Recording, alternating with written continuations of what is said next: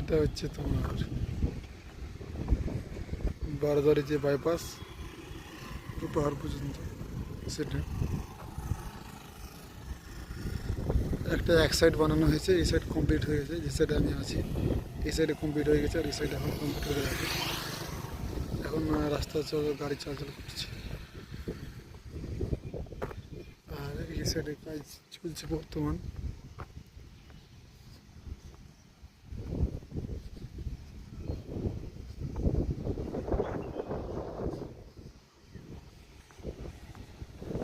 সেটা কাজ চলছে, কিন্তু কাজ শেষ হয় না।